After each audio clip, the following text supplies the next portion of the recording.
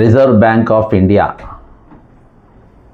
Governor Malhotra గారికి నిన్నటి దినాన తెలంగాణకు అప్పులు ఇవ్వద్దు అని నేను ఒక సుదీర్ఘంగా ఒక రిపోర్ట్ ఇవ్వడం జరిగింది. ఎందుకు అప్పులు ఇవ్వద్దు అని చెప్పిందంటే అది ప్రజలపైన భారం పెరుగుతూ ఉంది, కానీ ప్రజల పేరు మీద వాళ్ళు అప్పులు తెస్తూ ఉండరు. అవి ఎక్కడ కూడా ప్రజలకు ఉపయోగపడ్డట్టుగా కనబడతలేదు. ఈరోజు అప్పుల పాలైనటువంటి వ్యక్తులైనా కానీ ప్రభుత్వమైనా కానీ వాటికి ఎక్కడ కూడా విలువ అనేది ఉండదు. ప్రస్తుతం అన్ని అప్పులు తెచ్చినప్పటికీ ఇవాళ మిగులు బడ్జెట్తో ఏర్పడ్డ తెలంగాణ అప్పుల పాలైంది. నంబర్ 1. రెండవది, రిటైర్మెంట్ వాళ్ళ పైసలు కూడా ఇవ్వలేని స్థాయికి వచ్చింది. ఇక పథకాల గురించి చెప్పని అవసరం లేదు. విపరీతమైన పథకాలు ఈరోజు ప్రవేశపెడతా ఉండ్రు. పథకాలు వాళ్ళ మేనిఫెస్టోలు పెడుతుండ్రు, కానీ ఏవి కూడా అమలు జరుగుతలేదు. అంటే ఈరోజు ప్రజల కోసము ప్రజలకు ఉపయోగపడాల్సినటువంటి ఆ నిధులు ప్రజలకు ఉపయోగపడకుండా ఈరోజు వాళ్ళ వ్యక్తిగత లాభాల కోసము ఆ డబ్బులు ఉపయోగపడుతున్నాయి. అవి వాళ్ళు అవినీతి చేయడానికి ఉపయోగపడుతున్నాయి, వాళ్ళు దాచుకోవడానికి ఉపయోగపడుతున్నాయి, వాళ్ళు దోచుకోవడానికి ఉపయోగపడుతున్నాయి. కానీ కడుతున్నది మాత్రం ఈరోజు అప్పుల భారం పడుతుంది మాత్రం ప్రజలపైన. అవి తిరిగి కట్టాల్సింది కూడా ప్రజలే.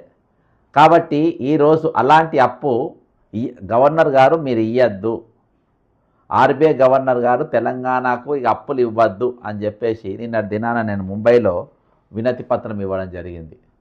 మరి నిన్న ముంబైకి నిన్న ఉదయం చేరుకున్నాను. నిన్న ఉదయమే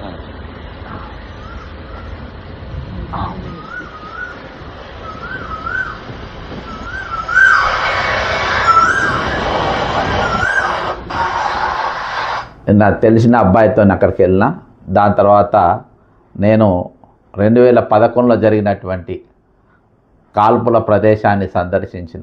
మనం ముంబై ఇండియా గేట్ దగ్గర ఏదైతే అప్పుడు 26/11 హైదరాబాద్ జరిగిందో సముద్రం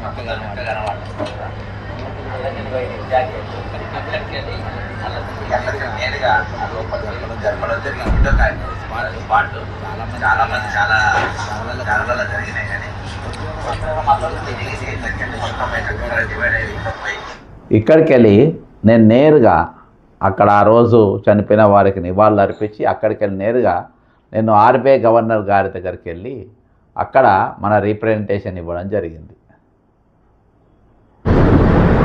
తెలంగాణ ప్రజలందరికీ నమస్కారం.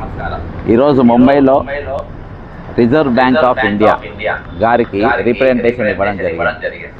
ఇందులో మరి తెలంగాణలో దాదాపు మితిమీరిన అప్పులు తీసుకొని వచ్చి ఈరోజు అన్ని కూడా మన నెత్తి మీద పెట్టడం జరిగింది. దానిపైన ఇది సీలింగ్ దాదాపు 54,900 ఉంటే ఈరోజు 69,148 కోట్లు అదనంగా తెచ్చుకున్నారు. అంటే 125% ఎక్కువ తెచ్చుకున్నారు. దీని లిమిట్ దాటింది. ఇది ఇక దీనిపైన నేను ఈరోజు తెస్తున్న అప్పుల పైన ఆల్రెడీ తెలంగాణను ఫైనాన్షియల్ ఎమర్జెన్సీగా డిక్లేర్ చేయాలి అని చెప్పి నేను మొన్న 7వ తారీఖు ఢిల్లీకి వెళ్ళి ఫైనాన్స్ సెక్రటరీ గారికి కానీ లేక ఫైనాన్స్ మినిస్టర్ గారికి, ప్రైమ్ మినిస్టర్ గారికి, రాష్ట్రపతి గారికి ప్రతి ఒక్కరు కూడా వినతి పత్రం ఇవ్వడం జరిగింది. ఇలా representation regarding the systematic physical collapse and violation of statutory social security obligations by the state of Telangana. ఈరోజు మితిమీరిన అప్పులు తేవడము, దానిపైన ఈరోజు ప్రజలపైన భారం వేయడము, మితిమీరి అంటే మనం ఎంతైతే అప్పుదేమో అంతకంటే ఎక్కువ తీసుకొని వచ్చిండ్రు. I'm writing to formally request your immediate intervention regarding the systematic physical collapse of state of Telangana as of March 2026. అంటే ఈ నెల ఫైనాన్షియల్ ఇయర్ లెక్కల ప్రకారం మొన్న బడ్జెట్ వరకు చూస్తే state that demonstrated a pattern of borrowing for pageantry while defaulting on pensions, which constitutes a grave violation of the Fiscal Responsibility and Budget Management FRBM Act and a breach of unions constitutional oversight.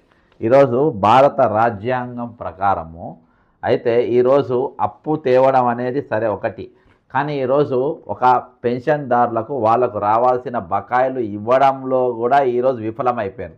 అంటే ఈ committed expenditure ఇవ్వడంలో కూడా విఫలమైపోయిన స్థాయికి ఈరోజు తెలంగాణ ప్రభుత్వం వచ్చింది. అంటే committed expenditure అంటే నేను పదే చెప్తా, ముందు జీతాలు ఇచ్చిన తర్వాతనే డిఏలు టీఏలు మనం ఎవరితో అయితే పని చేయించుకుంటున్నామో ఆ పని చేయించుకున్న వాళ్ళ కూలి వాళ్ళకి ఇచ్చిన తర్వాతనే వేరే దాన్ని ఖర్చు పెట్టుకోవాలి, మోటుగా చెప్పాలంటే.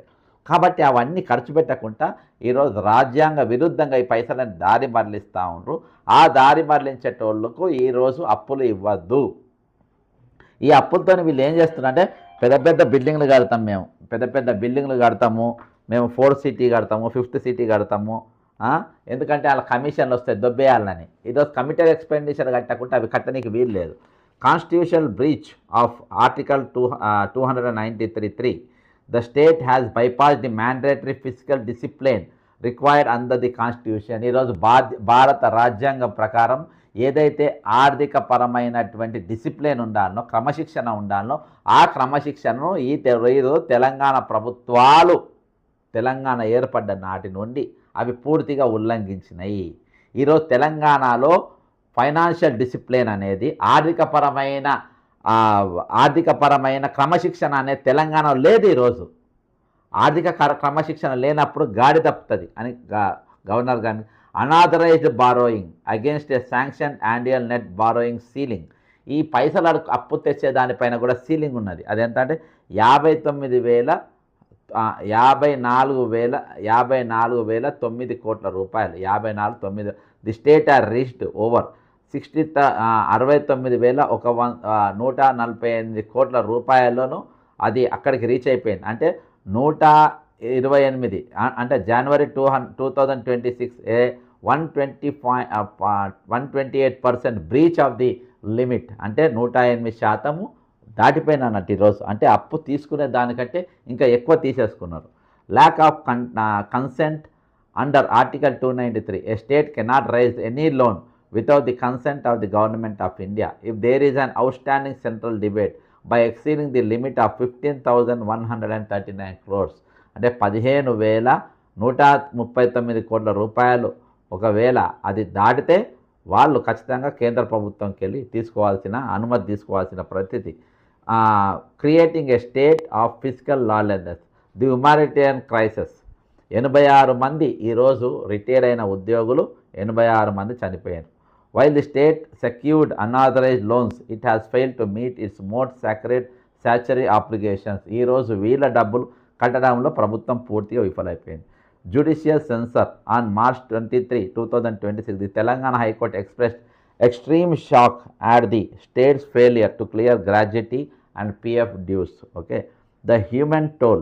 It is now on record that 86 retired employees have passed away while waiting for their legal dues. ఈరోజు వాళ్ళకు న్యాయంగా రావాల్సిన పైసలను ఈరోజు ప్రభుత్వం ఇవ్వకుండా తత్సరం చేయడం వల్ల ఈరోజు ఏమైందంటే 86 మంది చనిపోయారు. నేను ముంబైకి పోయి అంత దూరం పోయి అవి ఇవ్వడానికి గల ప్రధాన కారణం ఆర్బీఐ గవర్నర్ గారికి ప్రధాన కారణం ఏంటంటే ఈరోజు రిటైర్డ్ ఎంప్లాయీస్ పైన చర్చ నువ్వు కొట్టినట్టు చేయి, నేను ఏడ్చినట్టు చేస్తా అంటే అక్కడ కమిటెడ్ ఎక్స్పెండిచర్ అనే పదాలు ఎవరు వాడతలేరు. ఈరోజు ఆడిట్ రిపోర్ట్లో కాగ్ రిపోర్ట్లో ఈ డబ్బులను చెల్లించినట్టు వచ్చినటువంటి పరిస్థితి గురించి ప్రతిపక్షాలు మాట్లాడతలేవు. కాబట్టి ఎటు పోయి మేము మీ గురించి మాట్లాడినాం అని చెప్పుకోనికి అక్కడ జరిగింది తప్ప ఈరోజు దానిపైన ఈరోజు వాళ్ళకి ఇవ్వాల్సిన బకాయిలు మాత్రం ఖచ్చితంగా ఇచ్చి తీరాలి అని చెప్పి ప్రతిపక్షాలు గట్టిగా పట్టుబట్టినట్టుగా మనకి ఎక్కడ కూడా చర్చ జరగలేదు.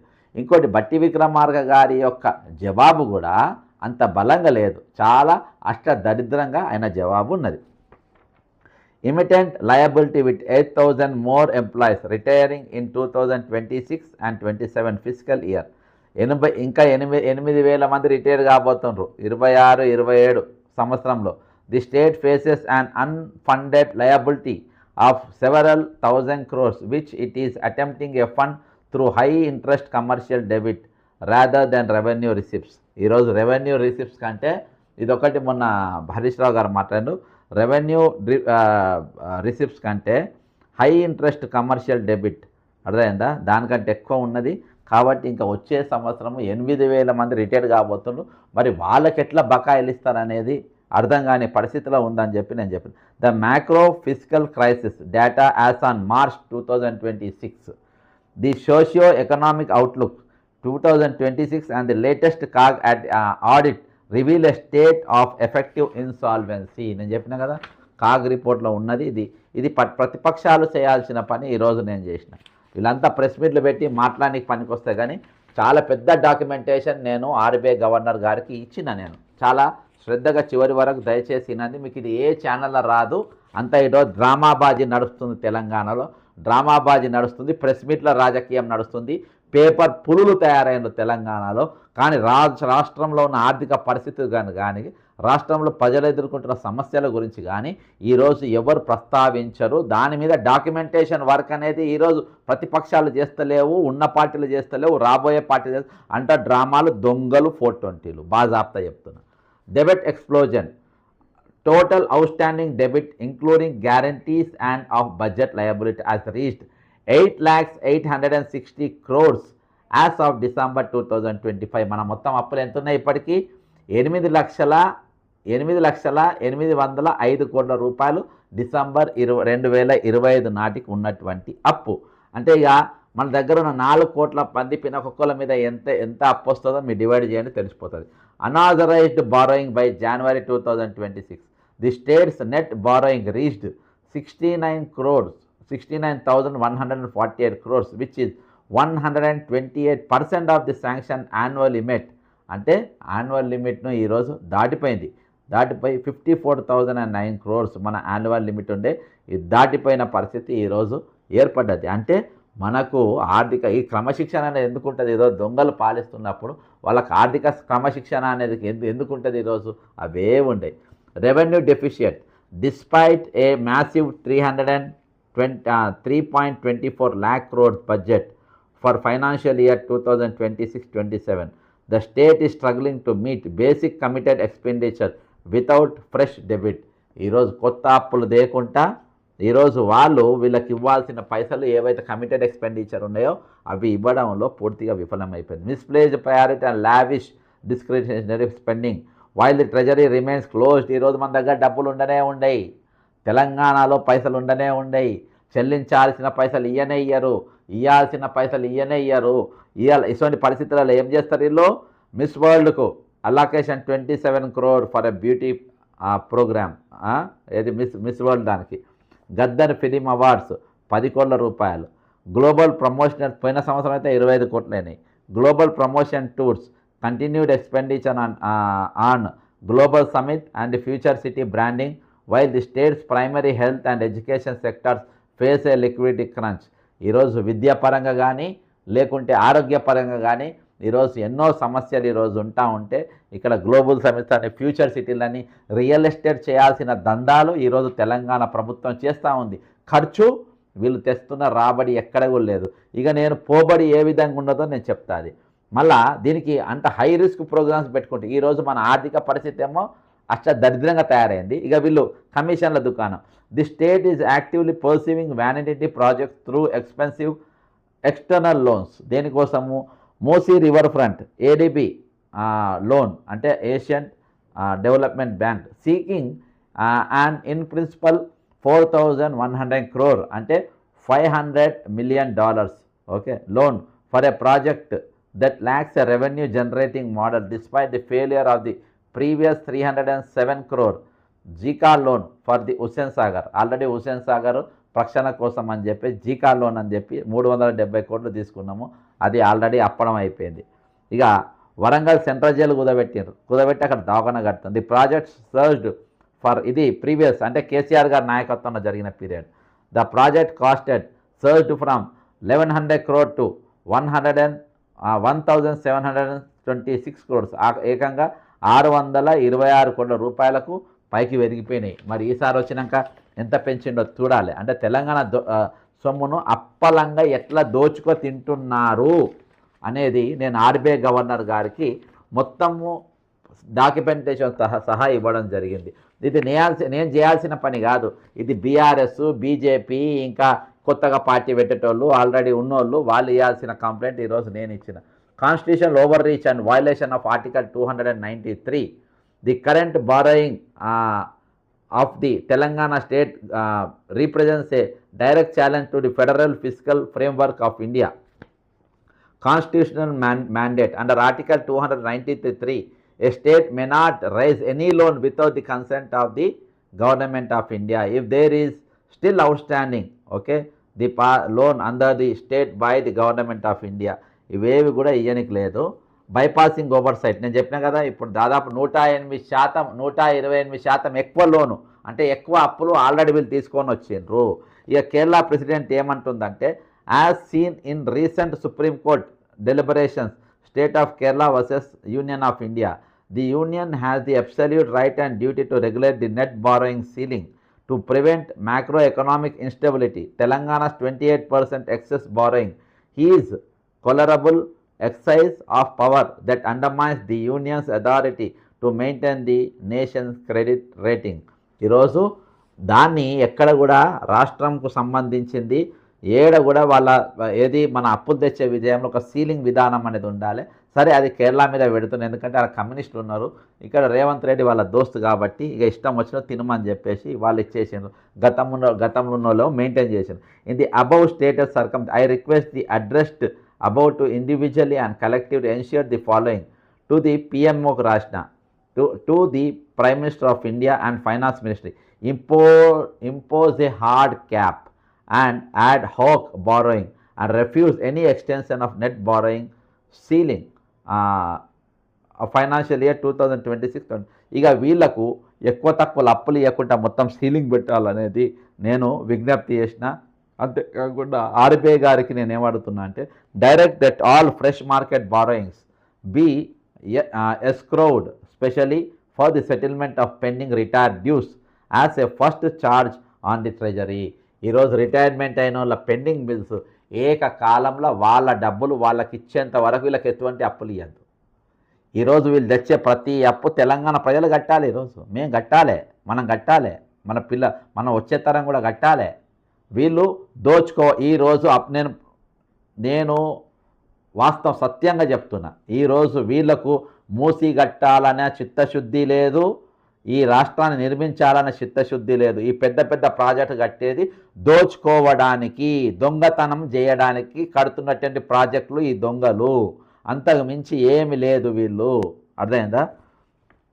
అది వాళ్ళే ఒప్పుకుంటున్నారు, వాళ్ళు కనబడుతున్నది. ఈరోజు the NITI Aayog conduct a benefit cost analysis of the Musi river front and Warangal health.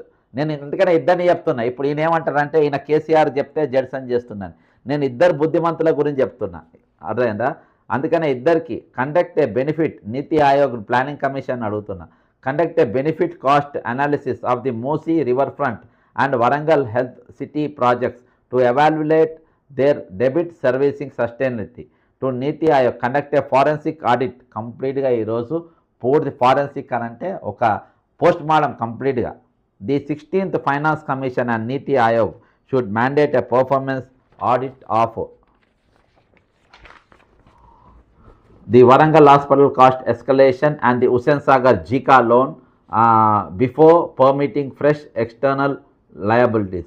To Niti Aayog, direct the Telangana government to first conduct feasibility studies before embarking any grandeur projects to understand the cost benefit analysis and return on investment. To the 60th Financial Commission, 16th Finance include statutory liability, settlement, pensions, gratuity, mandatory. అంటే ఇవన్నీ ఇచ్చిన తర్వాతనే perform metric for the devolution of central taxes to Telangana. ఈరోజు తెలంగాణకు డబ్బు ఇచ్చే ముందు మీ retirement benefits కట్టినరా లేదా, వాళ్ళకి ఇవ్వాల్సిన బాకీలు మీరు ఇచ్చిండ్రా లేదా, అవన్నీ చేసిన తర్వాతనే మీరు తదుపరి కార్యక్రమాలు చేపట్టాలని మీరు వారికి ఆదేశించాలని చెప్పినారు. అంతేకాకుండా గతంలో నేను వీళ్ళందరికీ కూడా గవర్నర్ గారికి ఎప్పుడు పిటిషన్ ఇచ్చిన, గవర్నర్ గారికి మొత్తం 4 పిటిషన్లు ఇచ్చిన. ఆ 4 పిటిషన్లు పూర్తిగా పెట్టడం జరిగింది. అంతేకాకుండా ఆడిట్ రిపోర్ట్ పెట్టడం జరిగింది. అంతేకాకుండా రెవెన్యూ మన యొక్క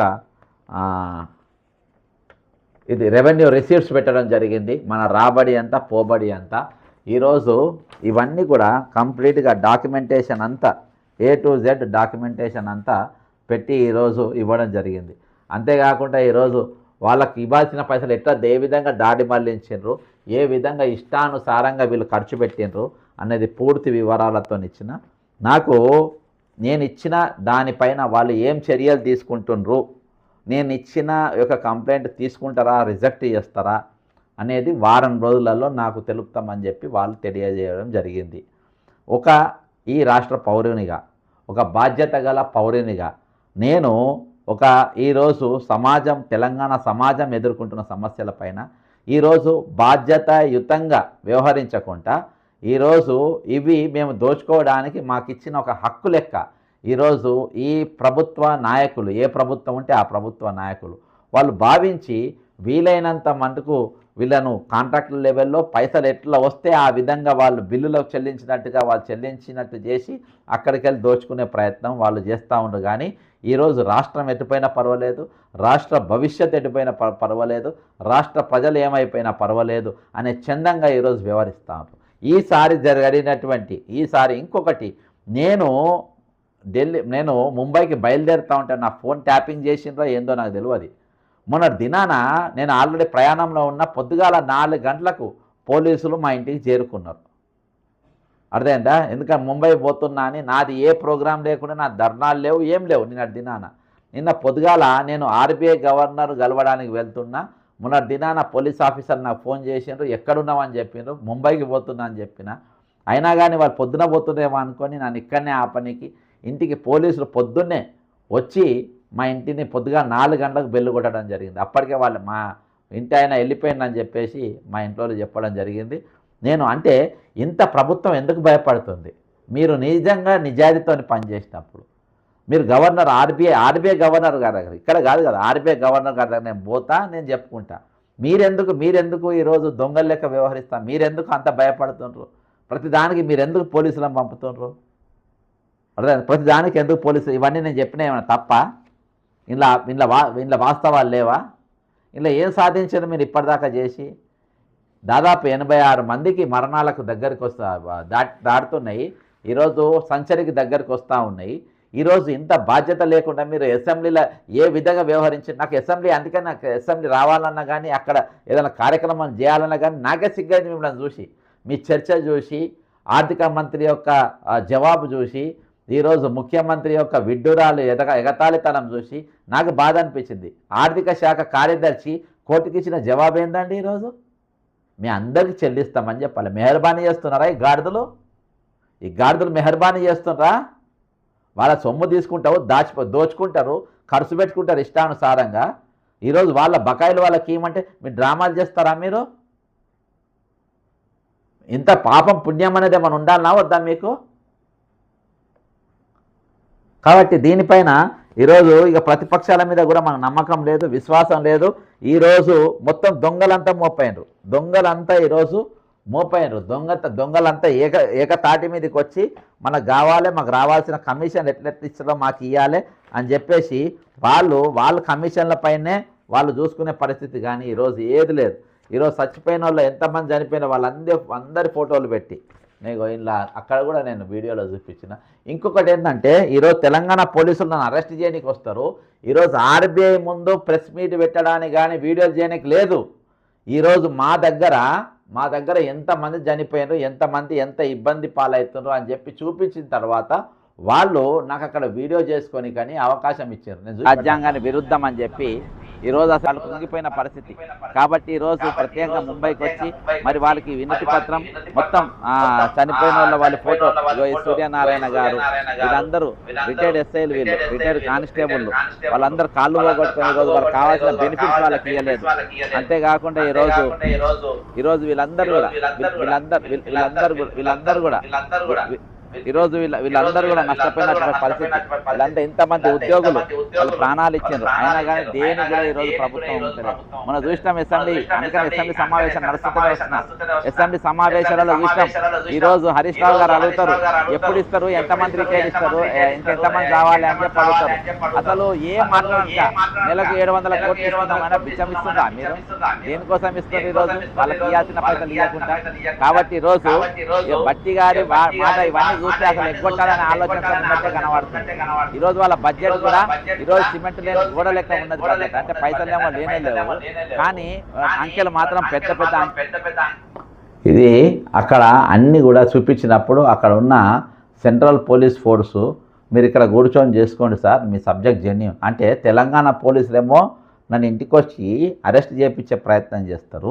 ఈరోజు ఆర్బీఐ దగ్గర ఉన్న పోలీసులు, నేను ఎక్కడ పోయినా అది రాష్ట్రపతి దగ్గర ఉన్న పోలీసులు కానీ వీళ్ళు కానీ అందరూ కూడా అది చూసి ఈరోజు వాళ్ళు బాధపడి, మీరు ఇలా కూర్చోండి సార్, మీరు మాట్లాడండి, ఏమి ఇబ్బంది లేదు అని చెప్పడం జరిగింది. అంటే ఈరోజు ప్రభుత్వం అక్కడ అంతా చీ అని అంటుండ్రు. ఈరోజు అసలు తెలంగాణ జరుగుతున్న వాస్తవాలను వాళ్ళకు తెలపాల్సిన పరిస్థితి, వాళ్ళకు ఇవ్వాల్సిన పరిస్థితి ఖచ్చితంగా నా పైన ఉన్నది. ఎందుకంటే మల్హోత్రా గారు, సంజయ్ మల్హోత్రా గారు, కొత్త ఆర్బీఐ గవర్నర్ గారు ఎవరైతే గత సంవత్సరం నియమితులైనరో ఆయన కొంచెం హుందాగా వ్యవహరిస్తూ ఉన్నారు. ఆర్థిక పరమైన ఈ విషయాలపైన చాలా కఠినంగా ఉంటుందని చెప్పి మా మిత్రులు చెప్పడంతో నేను నిన్నటి దినాన ఆ పూర్తి నివేదికను, ఇక్కడ జరుగుతున్న ఆర్థిక పరమైన అవరోధాలను ఏ విధంగా ప్రభుత్వం సృష్టిస్తుందో వాటిపైన ఈరోజు, వాటి వల్ల ఈరోజు ఎందుకు తెలంగాణలో ఉన్న యువత కానీ, ఉద్యోగులు కానీ, రిటైర్ అయిన ఉద్యోగులు కానీ, ప్రజలు కానీ ఎందుకు అన్రెస్ట్గా ఉన్నారో అవన్నీ కూడా నేను ఇవ్వడం జరిగింది. ఈరోజు మనము ఒక సంక్షోభం ఇబ్బంది పడుతున్నాం. అదేంటంటే ఈరోజు ఫ్యూయల్ ఏదైతే మరి పెట్రోల్, డీజిల్, గ్యాస్ ఒకటేసారి ఈరోజు మనకు తక్కువ బయట వరకు మన ఒక సంక్షేమంలోకి పోబోతున్నాం. మరి ఇది కూడా అసొంటిదే. ఇది మన నిధులు అనేది ఒక ఏది సహజమైన ఆయువు పట్టు మనకు అవన్నీ ఈరోజు ఖర్చు అయిపోతే రేపు ఆర్థికంగా మొత్తం అప్పులు మాత్రమే పెడితే రేపు వచ్చే రోజులలో వచ్చే తరానికి మనం ఏం చెప్తాం? తెలంగాణను ఏమని చెప్తాం? బంగారు తెలంగాణని ఇంకా చెప్తామా? ఇది ఇప్పుడు ఏం తెలంగాణ అని చెప్తాం మనం? ఏ విధంగా అప్పుల పాలైన తెలంగాణ అని చెప్తామా? అప్పులున్నోనికి ఎక్కడైనా గౌరవం ఉంటుందా? ఈరోజు గౌరవం స్వయం పాలన, ఆత్మగౌరవం అని చెప్పుకొని ఈరోజు ఏడ అప్పిస్తే అక్కడ పోయేటప్పుడు ఏం పరిస్థితి ఉంటుంది? ఈరోజు మీరు చేస్తున్న ప్రాజెక్టులకు ఎక్కడ కూడా ఒక ఫీజిబుల్ రిపోర్ట్ ఉండదు. దానికి అర్థమైందా? దానికి ఒక ఫీజిబుల్ రిపోర్ట్ ఉండదు, దానిపైన ప్రాజెక్ట్ రిపోర్ట్ ఉండదు, దాని మీద ఒక డిపిఆర్ ఉండదు. ఇష్టం వచ్చినా తయారు చేయాలి. 1,00,000 కోట్లు పెట్టి కట నీ ముఖానికి. ఎప్పుడు ఆ ముఖాలు అద్దంలో చూసుకోండి మీరు. రేవంత్ రెడ్డి గారు, బట్టి విక్రమార్క గారు, మీ ముఖాలు అద్దంలో చూసుకోండి. ఈరోజు మనకున్న పరిస్థితి ఏంది? రాష్ట్రాన్ని ఏ విధంగా బలోపేతం చేయాలి, అది ఆరోగ్యపరంగా కానీ విద్యాపరంగా కానీ ఏ విధంగా చేయాలనే ఆలోచన ప్రభుత్వానికి ఉండాల్సిన అవసరం ఉంది. అది లేనప్పుడు మీరు పాలకులు అనరు. ప్రజలు ఒకసారి అవకాశం ఇచ్చిండ్రు, ఆ అవకాశాన్ని మనం ఏ విధంగా చేసుకోగలుగుతున్నాం? ఈరోజు చెప్తున్నా కదా, రేపు పార్టీలు పెడతామనుకో మొత్తం దొంగలు, క్యారెక్టర్ లేని వాళ్ళు దొంగలు రేపు దోచుకొని జైళ్ళల్లో పోయి 420లంతా ఇవాళ పాలకులు, ముఖ్యమంత్రులు అవుతాం, రాష్ట్రాన్ని దోచుకుంటామని చెప్పే పరిస్థితి ఏర్పడ్డదంటే అర్థం చేసుకోండి. కాబట్టి వీళ్ళెవ్వరికి కూడా ఎంకరేజ్ చేయొద్దు మీరు. ఈరోజు దొంగలను, క్యారెక్టర్ లేని వాళ్ళను, ఆత్మగౌరవ తెలంగాణలో ఈ దొంగలు దందాలు చేసిన వాళ్ళు ఎట్లాంటి రాజకీయాలకు మనం ఆహ్వానిస్తాము? ఏ విధంగా వీళ్ళు పార్టీలు పెడితే ఏ విధంగా మనం ఆదరిస్తాము? రాజకీయాలకు వస్తే ఎందుకు ఇసొంటోళ్ళకు ఓట్లు వేయాలి మీరు? ఇసొంటి దొంగలకు 120 ఎవరైనా చెప్పిండా? ఏ నాయకుడు చెప్పిండా ఈరోజు మన అప్పు 128% తీసుకున్నామని? దాదాపు 54,000 కోట్లకు మన కట్ ఆఫ్ ఉంటే ఈరోజు 69,000 అంటే దాదాపు 19,000 కోట్లు అదనంగా తీసుకున్నారు అప్పు. అర్థమైందా? అది ఏ విధంగా చెప్పండి? దేని ప్రకారం తీసుకున్నారు? టోటల్గా 8 లక్షల కోట్ల అప్పు దాటిపోతుంది ఈరోజు మన దగ్గర. ఏమని చెప్తాను చెప్పండి? నేను ఇంతనే అప్పు తెచ్చిన, నేను కొంచెమే తెచ్చిన, అయ్యో మొర్రో అని చెప్పి మొత్తుకుంటున్నాం. అసలు దేనికోసం తెచ్చాను మీరు? నాకేం కనబడుతుంది? ఈరోజు ఖాళీలు అట్నే ఉన్నాయి, ప్రభుత్వ ఖాళీలు అట్నే ఉన్నాయి, నింపకుంటున్నాయి అవి. అర్థమైందా? ముఖ్యమంత్రి గారు బాజాప్తా చెప్తారు. నేను ఈ ఒక్క పాయింట్ ఎందుకు యాడ్ చేయలేదంటే, ఆయన చెప్పిన పాయింట్, ముఖ్యమంత్రి రేవంత్ రెడ్డి గారు చెప్పిన ఒక పాయింట్ నేను యాడ్ చేయలేదు. ఎందుకంటే అది పూర్తిగా మన పరువు పోయే పరిస్థితి. ఆర్థిక పరంగా ఏమని చెప్పి, నన్ను కోసినా కూడా 18,500 కోట్ల రూపాయల కంటే ఎక్కువ ఆదాయం లేదు. ఏం చేస్తారు ఆయన? చెప్పరు. ఉద్యోగ సంఘాల నాయకులు అడుగుతున్నా, ఏం చేస్తారు? నన్ను కోసుకుంటూ తింటారా, వండుకొని తింటారా, ఏం చేస్తారు? లేదు, ఉన్నదే 18,500 కోట్లు, ఎట్లా వంచుతాం? ఇట్లా ముందుకి తెగిడిచినవాడు ముఖ్యమంత్రి ఉండొచ్చా? ముఖ్యమంత్రిగా నేను మొన్న కూడా పోయేటప్పుడు ఇవన్నీ చూసే నాకు బాధ అనిపించి గవర్నర్ గారి దగ్గర ఎవరినైనా కలవడానికి పోతే బ్యాంకర్లు దొంగలను చూసినట్టు చూస్తున్నారు తెలంగాణ రాష్ట్ర ప్రతినిధులను. ప్రతినిధిగా కాదు, నిన్ను దొంగ లెక్క చూస్తున్నారు, నీ ఎంబడస్టోళ్ళని దొంగ లెక్క చూస్తున్నారు. నిన్ను దొంగ లెక్క చూస్తున్నారు, నీ దొంగ లెక్క చూస్తున్నారు. కాబట్టి ఎవరైనా దొంగ లెక్క చూస్తే మీరు దొంగ లెక్కనే చూస్తారు. మీరు దొంగలు కదా, దొంగలను చూడకుండా దొర లెక్క చూస్తారా మీరు? ఇండ్లు గూలగొట్టుడు నీ ఎజెండా, భూములు గుంజుకుడు నీ ఎజెండా, మరి సరైన వైద్యం ఇప్పియపోడు నీ ఎజెండా. అర్థమైందా? వాళ్ళకు ఇస్తామన్న పైసలు ఇచ్చే పైసలు వాడు వాడక దొబ్బుకోవడం నీ ఎజెండా. ఈరోజు కేవలం స్కాములు, స్కీముల పైన స్కాములు చేయడం ఒక ఏకైక ఎజెండాగా పెట్టుకొని ఈరోజు నువ్వు మూవ్మెంట్ చేస్తున్నావు. కానీ ఈరోజు తెలంగాణలో ప్రతిపక్షాలనే చచ్చిపోయినాయి, ప్రతిపక్షాలు లేనే లేవు. మొన్న జరిగిన చర్చే కాదు. పాపం మా రిటైర్డ్ ఎంప్లాయర్ ఇంత మాట్లాడడానికి ఇంత ఎత్తుకుంటారు. అగర పాము అంటే ఇదిగోర తోక అంటే అదిగోర పాము అంటారు, అదిగోర పాము అంటే ఇప్పుడే కాటేసిపోతుందని చెప్తారు. ఎందుకంటే నిన్నదాకా ఉద్యోగం చేసి అక్కడి వరకు తెలుసు, ఎక్కువ తెలియదు కాబట్టి వాళ్ళు ఏది వస్తే అదే. ఇక ఈ సంఘాలు పనిచేస్తానే ఇక కొత్త సంఘాలు మోపైనాయి అందులో. అర్థమైందా? ఇక ఇది వీళ్ళని ఎత్తుకున్నాడు. ఇది పరిస్థితి.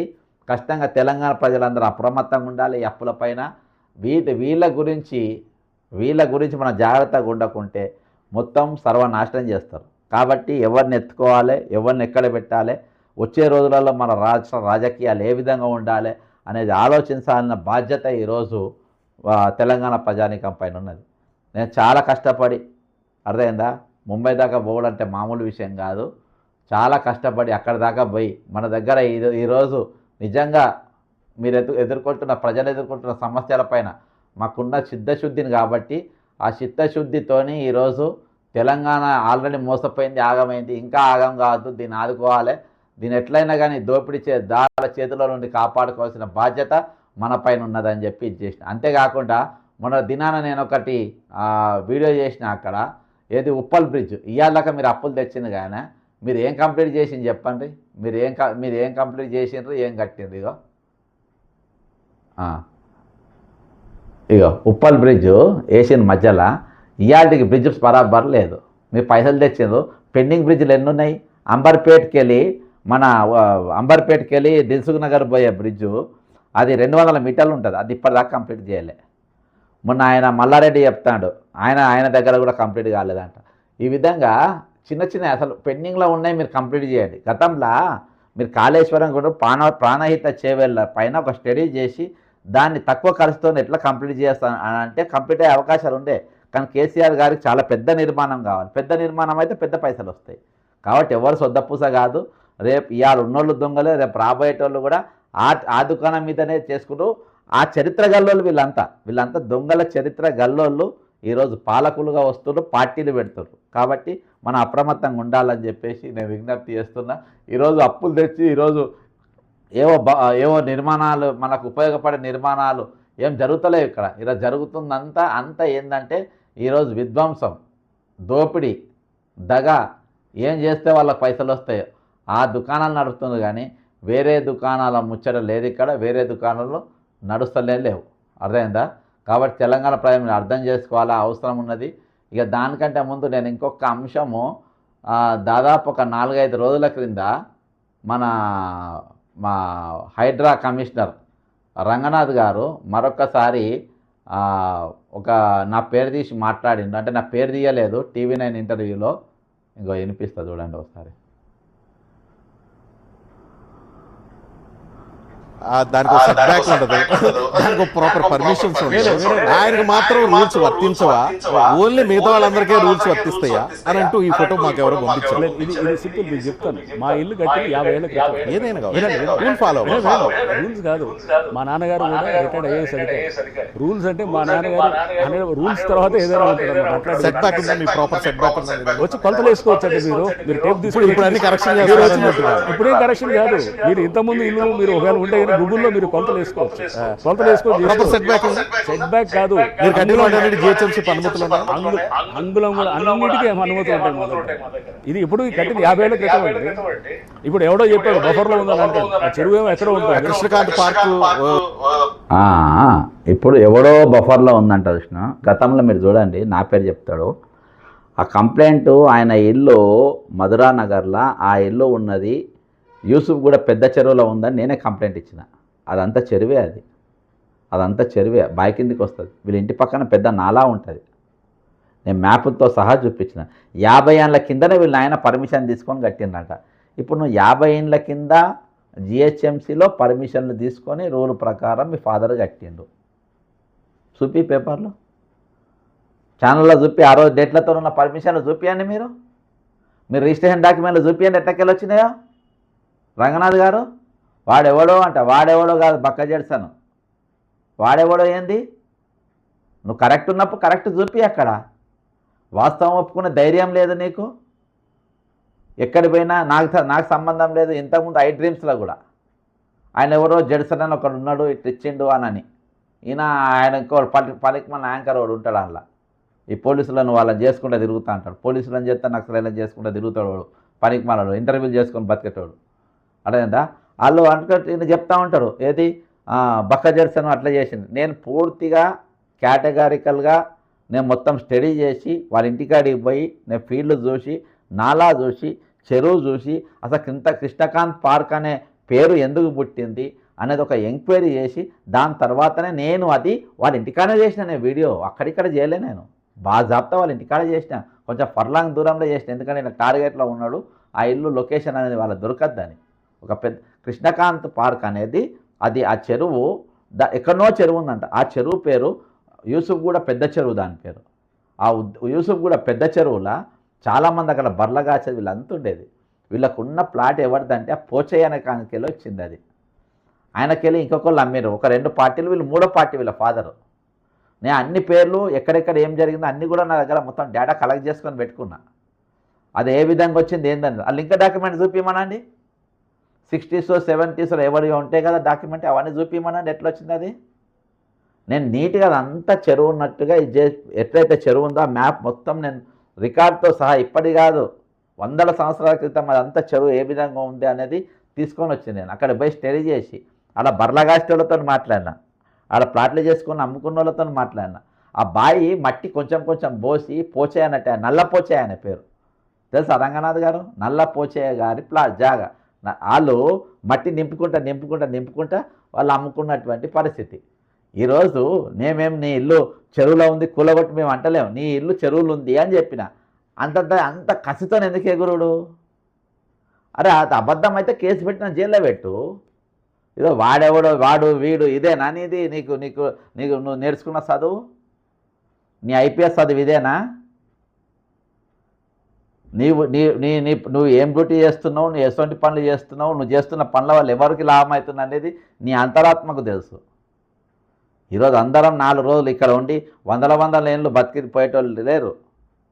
అందరు కూడా ఒక రోజు వదిలేసి అందరం పోవాల్సిందే ఈరోజు. కాబట్టి ఈరోజు ఏది వాడెవడు వీడెవడు, వాడెవడో చెప్పిండు, వాడెవడో బఫర్ జోన్లో ఉండి అని చెప్పిండు అనేది కాదు.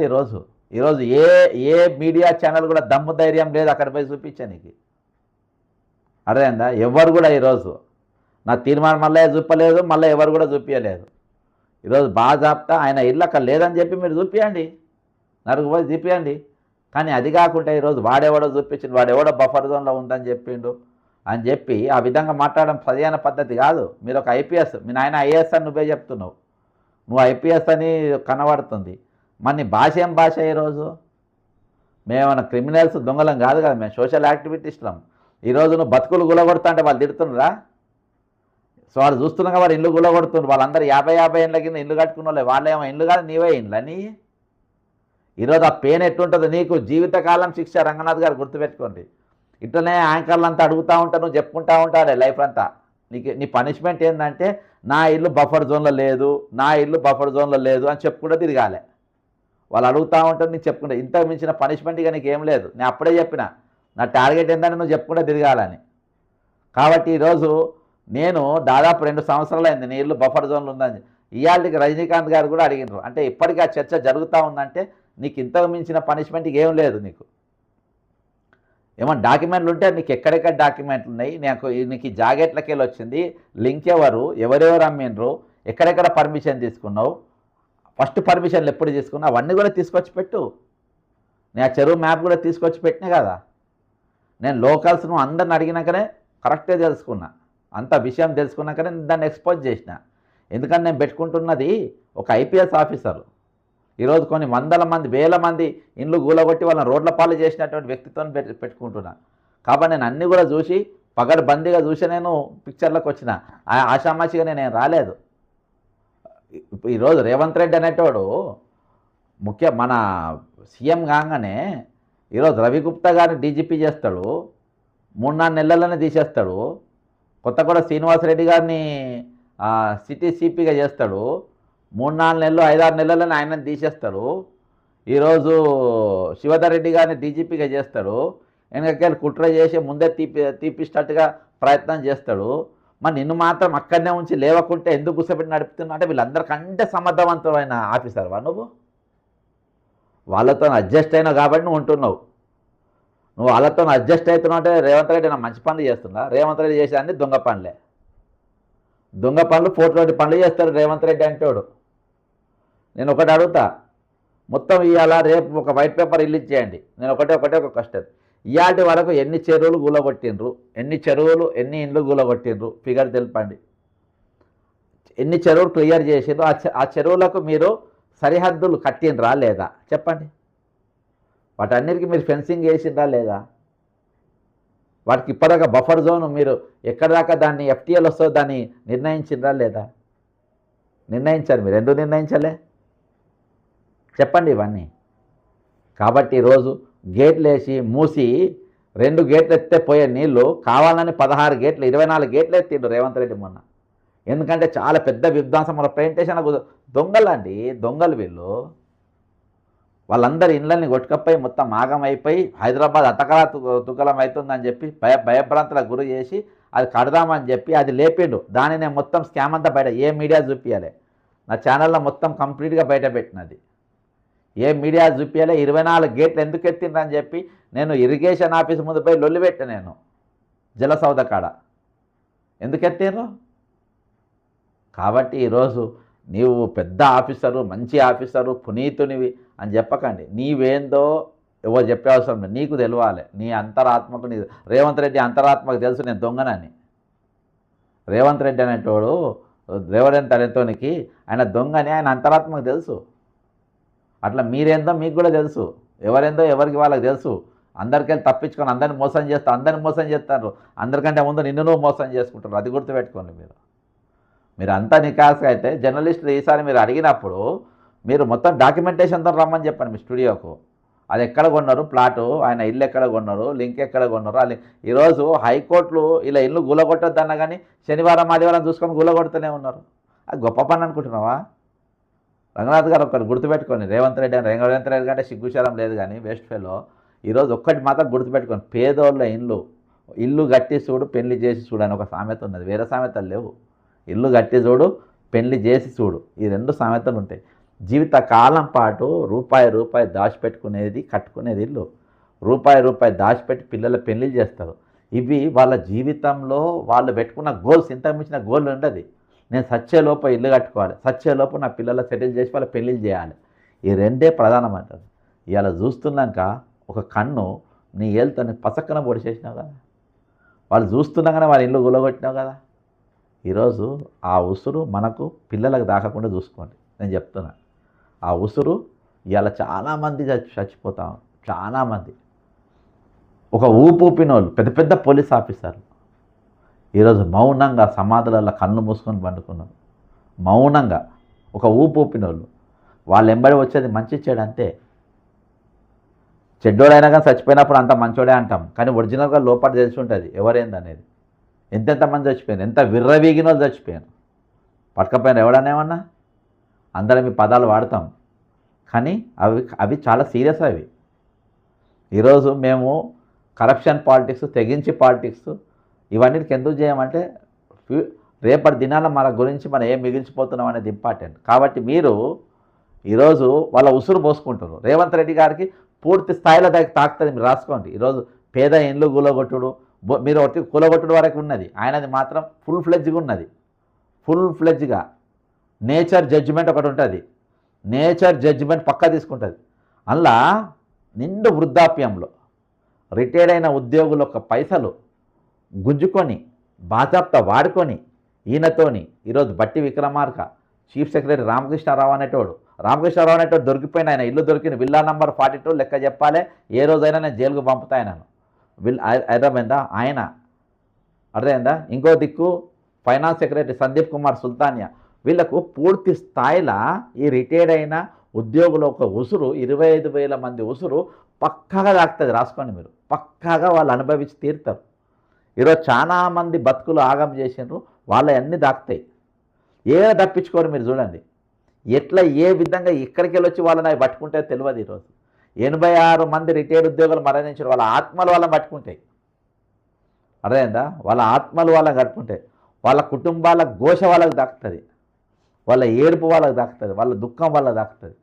ఎవ్వరు తప్పించుకోలేడు. మీరు అనుకుంటున్నారేమో ఇలా మోసం చేసినాం, దగా చేసినామని.